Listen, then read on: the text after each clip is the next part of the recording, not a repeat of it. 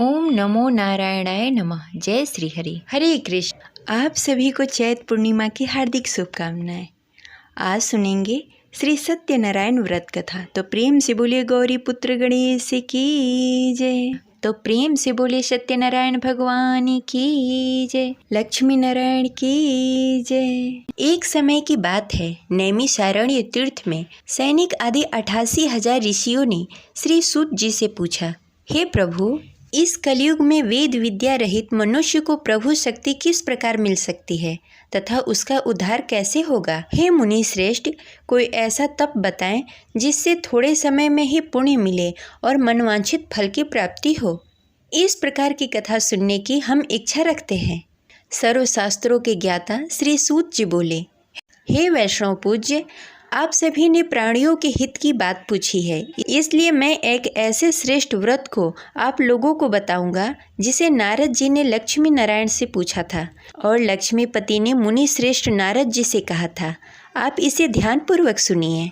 एक समय की बात है, योगी राज नारद जी दूसरे के हित की इच्छा के लिए अनेकों लोकों में घूमते हुए मृत्यु लोक में आ पहुँचे। यहाँ उन्होंने अनेक योनियों में जन्मे प्रायः सभी मनुष्य को अपने कर्मों द्वारा अनेक दुखों से पीड़ित देखा।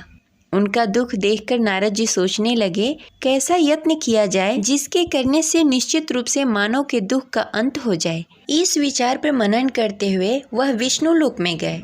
वहाँ वह देवों के इष्ट भगवान नारायण की स्तुति करने लगे, जिनके हाथों में शंख चक्र गदा और पद्म थे, गले में वरमाला पहने हुए थे।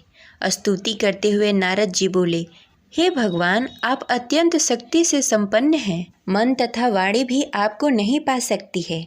आपका आदि मध्य और अंत नहीं है। निर्गुण स्वरूप सदृश्य के कारण भक्तों के दुख को दूर करने वाले आपको मेरा नमस्कार है। नारद जी की स्तुति सुनकर भगवान विष्णु बोले, हे मुनि श्रेष्ठ, आपके मन में क्या बात है? आप किस काम के लिए पधारे हैं? उसे निसंकोच कहिए। इस पर नारद जी बोले, हे प्रभु, मृत्यु लोक में अनेक योनियों में जन्मे मनुष्य अपने कर्मों द्वारा अनेक दुखों से दुखी हो रहे हैं। हे नाथ, आप मुझ पर दया रखते हैं, तो आप बताइए कि वो मनुष्य थोड़े प्रयास से अपने दुखों से कैसे छुटकारा पा सकते हैं। श्री हरि बोले, हे नारद, मनुष्यों की भलाई के लिए तुमने बहुत अच्छी बात पूछी है। जिसके करने से मनुष्य मोह से छूट जाता है, वह बात मैं तुमसे कहता हूँ, उसे सुनो। स्वर्गलोक और मृत्युलोक दोनों में एक दुर्लभ उत्तम व्रत है जो पुण्य देने वाला है। आज प्रेमवश होकर मैं तुमसे कहता हूँ, ध्यानपूर्वक सुनो। श्री सत्यनारायण भगवान का यह व्रत अच्छी तरह विधि विधान पूर्वक करने से मनुष्य तुरंत ही यहाँ सुख भोग कर मरने पर मोक्ष पाता है। श्री हरि की वचन सुनकर नारद जी बोले कि उस व्रत का क्या फल है और उसका विधान क्या है? यह व्रत किसने किया था? इस व्रत को किस दिन करना चाहिए? सभी कुछ विस्तार पूर्वक बताइए। नारद जी की बात सुनकर श्री हरि बोले, दुख व शोक को दूर करने वाला यह व्रत सभी स्थानों पर विजय दिलाने वाला है। मानव को भक्ति और श्रद्धा के साथ शाम को श्री सत्यनारायण की पूजा धर्मपरायण होकर ब्राह्मणों और बंधुओं के साथ करनी चाहिए। भक्ति भाव से ही नैवेद्य केले का फल, घी, दूध, गेहूं का आटा, गेहूं के स्थान पर साठी का आटा, शक्कर और गुड़ लेकर सभी भक्षण योग्य पदार्थों को मिलाकर भगवान का भोग बनाएं। ब्राह्मणों सहित बंधु बांधवों को भी भोजन कराएं। इसके बाद स्वयं भोजन करें। भजन कीर्तन के साथ भगवान की भक्ति में लीन हो जाएं।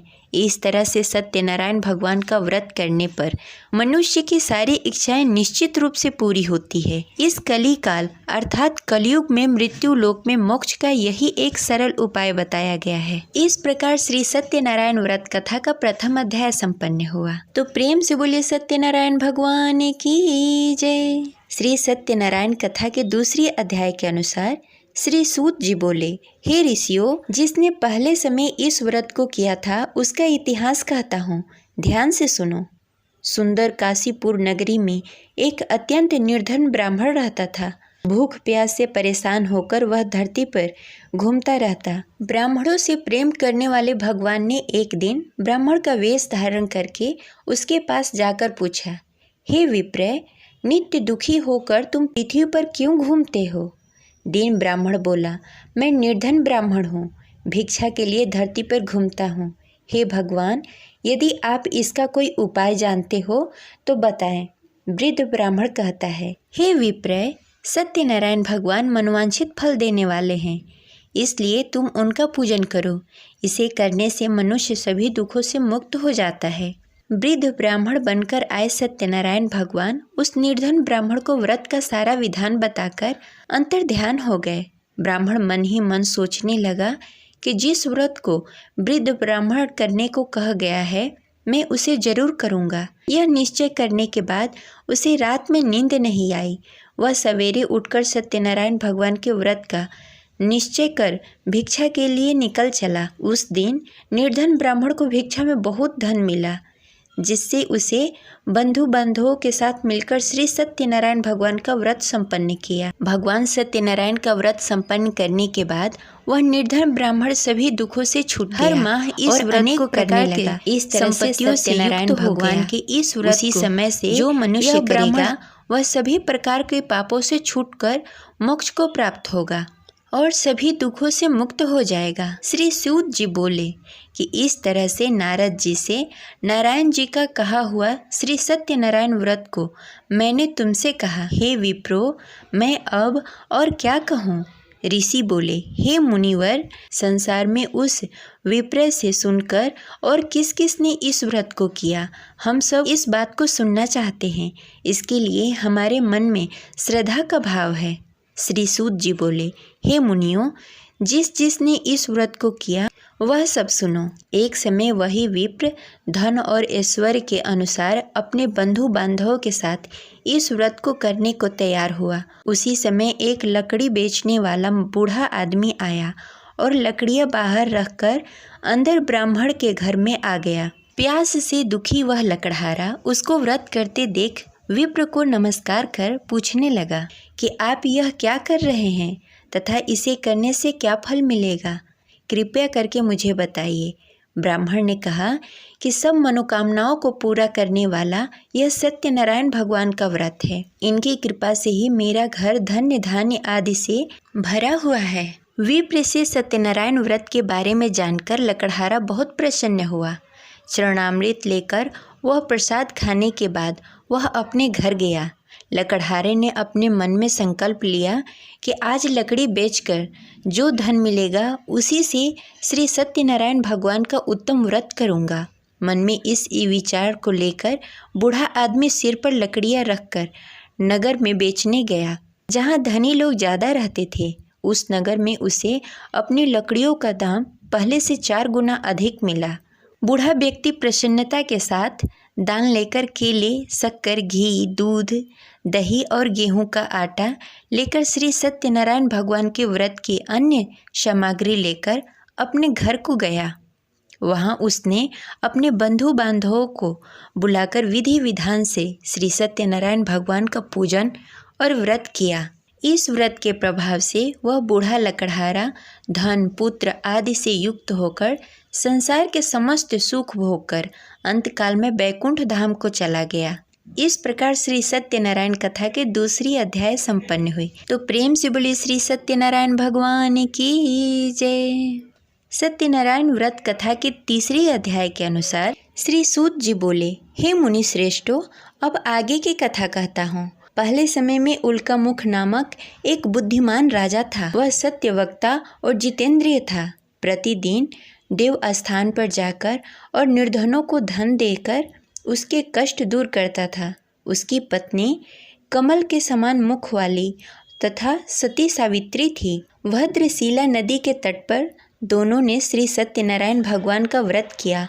उसी समय साधु नाम का एक वैश्य आया। उसके पास व्यापार करने के लिए बहुत सारा धन भी था। राजा को व्रत करते देखकर वह विनय के साथ पूछने लगा, हे राजन, भक्ति भाव से पूर्ण होकर आप यह क्या कर रहे हैं?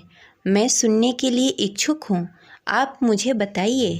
राजा बोला, हे साधु, अपने बंधु बांधवों के साथ पुत्रादि आदि प्राप्ति के लिए यह महाशक्तिशाली श्री सत्यनारायण भगवान का व्रत और पूजन कर रहा हूँ। राजा के वचन सुनकर साधु आदर के साथ बोला, हे राजन, मुझे इस व्रत का सारा विधान कहिए। आपके कथानुसार मैं भी इस व्रत को करूँगा।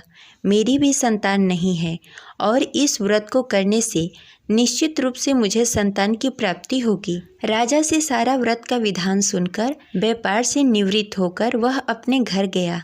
साधु वैश्य ने अपने पत्नी को संतान देने वाला इस व्रत का वर्णन कहकर सुनाया और कहा कि जब मेरी संतान होगी तब मैं इस व्रत को करूँगा।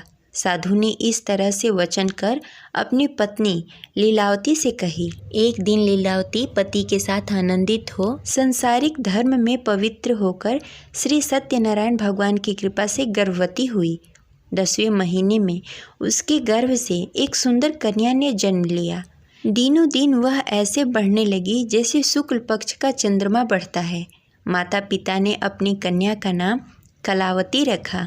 एक दिन लीलावती ने मीठे शब्दों में अपने पति को याद दिलाया कि उसने सत्यनारायण भगवान के जिस व्रत को करने का संकल्प लिया था उसे करने का समय आ गया है। आप इस व्रत को करिए। साधु बोला कि हे प्रिय, इस व्रत को मैं उसके विवाह पर करूँगा। इस प्रकार अपनी पत्नी को आश्वासन देकर वह नगर को चला गया।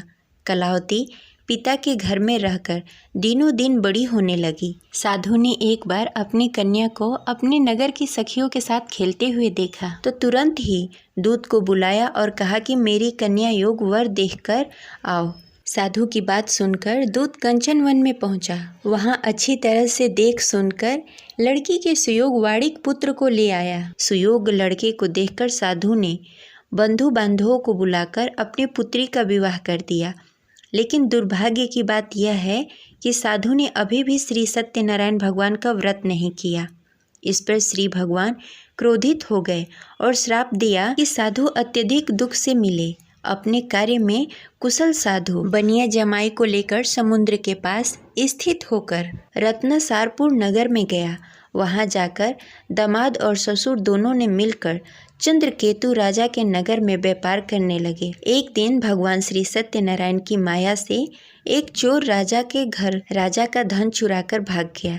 उसने राजा के सिपाहियों को अपना पीछा करते देख चुराया हुआ धन वहां रख दिया जहां साधु अपने जमाई के साथ ठहरा हुआ था।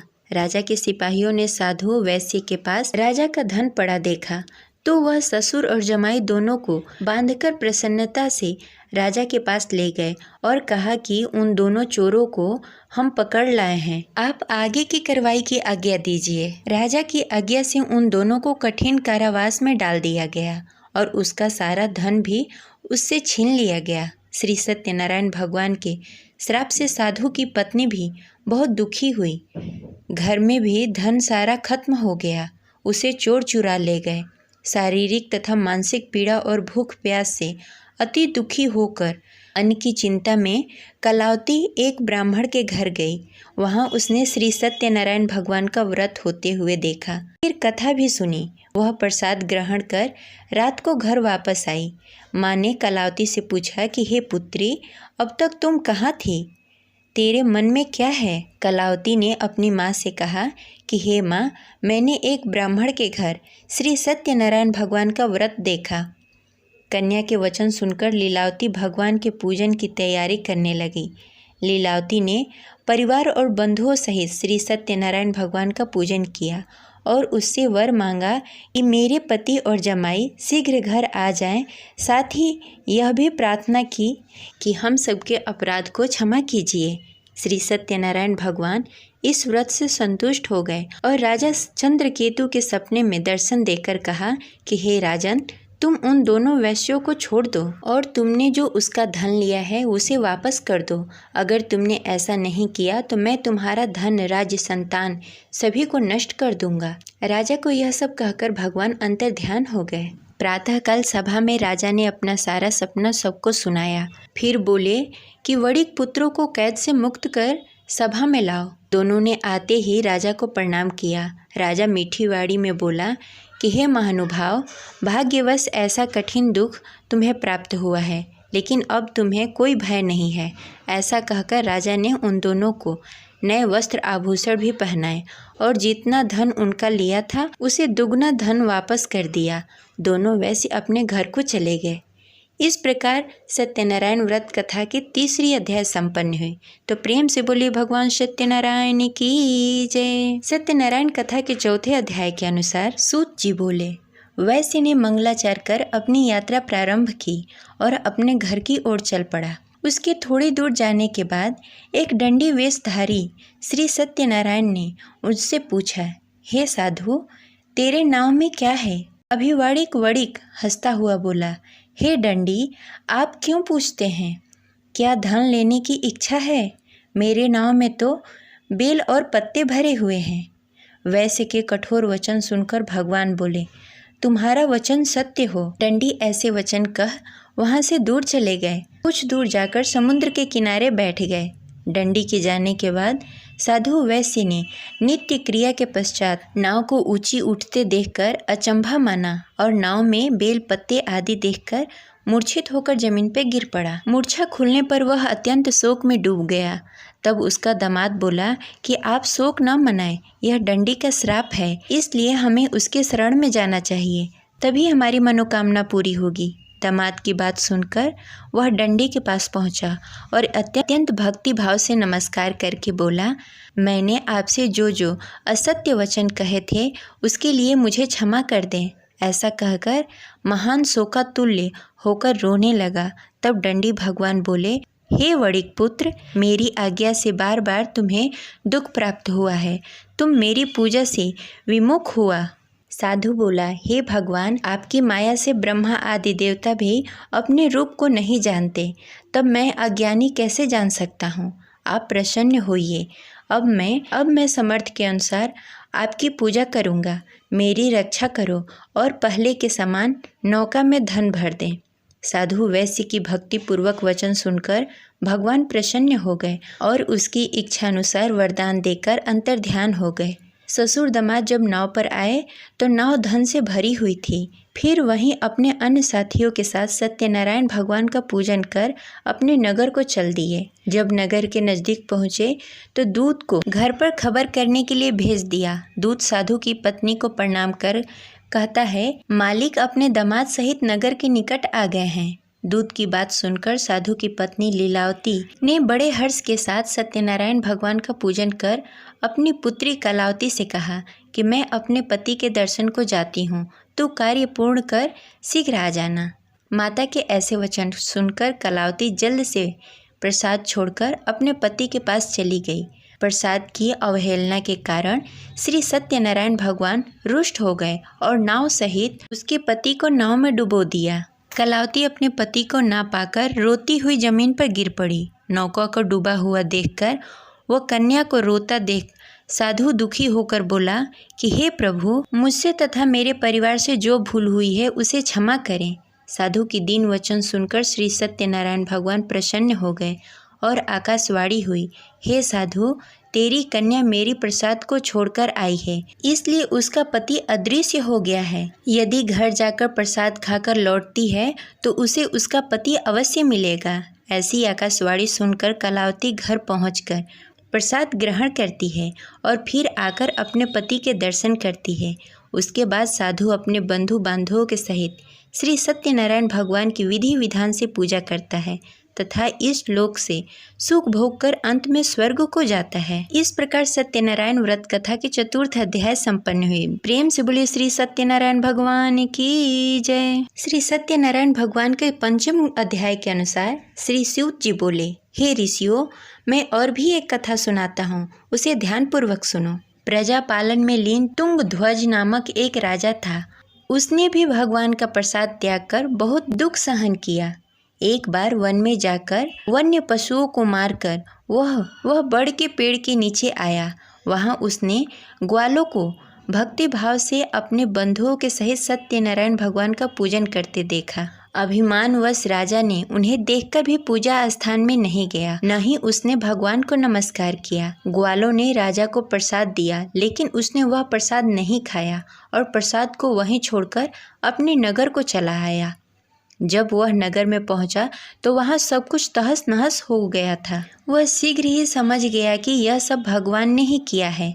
वह दोबारा ग्वालों के पास पहुंचा और विधि पूर्वक पूजा कर प्रसाद खाया और श्री सत्यनारायण भगवान की कृपा से सब कुछ पहले की जैसा हो गया। दीर्घकाल तक सुख भोगने के बाद मरणों उपरांत उसे स्वर्गलोक की प्राप्ति हुई। जो मनुष्य परम दुर्लभ इस व्रत को करेगा वह श्री सत्यनारायण भगवान के अनुकंपा से उसे धन्य धान्य की प्राप्ति होगी, निर्धन धनी हो जाएगा और भय मुक्त होकर जीवन जीता रहेगा। संतानहीन मनुष्य को संतान सुख मिलेगा और सारी मनोकामनाएं पूर्ण होगी। मानव अंत काल में बैकुंठ धाम को जाएगा। श्री सूत जी बोले, जिन्होंने पहले इस व्रत को किया है अब उसके दूसरे जन्म की कथा कहता हूँ। वृद्ध सतानंद ब्राह्मण ने सुदामा का जन्म लेकर मोक्ष की प्राप्ति की। लकड़हारे ने अगले जन्म में निषाद बनकर मोक्ष प्राप्त किया। उल्का मुख नामक राजा दशरथ होकर बैकुंठ को गए। साधु नाम के वैश्य ने मोर ध्वज बनकर अपने पुत्र को आरे से चीरकर मोक्ष पाया। महाराज तुंग ध्वज ने स्वयंभू होकर भगवान के भक्ति युक्त होकर कर्म का मोक्ष पाया। इस प्रकार श्री सत्यनारायण व्रत कथा 5वां अध्याय संपन्न हुई। तो प्रेम से बोले श्री सत्यनारायण भगवान की जय।